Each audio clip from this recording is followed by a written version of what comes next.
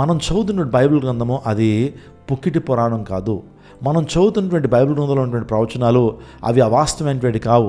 ఇవి conspiracy theories కావు. ఇవి చాలామంది అనుకుంటారు, చాలామంది ప్రవచనాలు తెలియజేశారు. నోస్ట్రడామస్ అనేటువంటి వ్యక్తి ప్రవచనాలు తెలియజేశాడు. బాబా వంగ్ అనేటువంటి వ్యక్తి ప్రవచనాలు తెలియజేస్తున్నాడు. చాలామంది ప్రిడిక్షన్స్ తెలియజేస్తున్నారు. అలాంటివి అనుకుంటున్నారు బైబిల్ ప్రవచనాలు.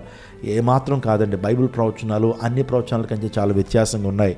ఇప్పుడు బైబిల్ గ్రంథంలో చదువుతున్న ప్రతి లేఖనాన్ని, ప్రతి ప్రవచనాన్ని నెరవేర్పులో మనం చూస్తున్నాం. ఎంతో కాలంగా ప్రకటన గ్రంథాన్ని చదువుతున్నాం. క్రీస్తు శకము 92వ సంవత్సరంలో రాయబడినటువంటి ఈ యొక్క ప్రత్యక్ష గ్రంథం, ఈ యొక్క ప్రకటన గ్రంథము ఈరోజు నెరవేర్పులోకి మనం చూస్తున్నప్పుడు ఒళ్ళు గగురుపాటు కలుగుతూ ఉంది. బైబిల్ ప్రవచనాలు ఇంత యాక్యురేట్గా నెరవేర్చబడుతున్నాయని తెలుసుకుంటున్నప్పుడు దేవుని స్థుతించకుండా నా ప్రాణం ఉండలేకపోతుంది. దేవుని ఆరాధించకుండా నేను ఉండలేకపోతున్నాను. దేవుని ప్రవచనాలు అక్షర సత్యాలు ఆకాశం భూమిని గతించిపోతాయి, కానీ దేవుని లేఖనాలు కానీ దేవుని ప్రవచనాలు ఎన్నటికీ గతించమనే విషయాన్ని మీకు జ్ఞాపకం చేస్తున్నాను.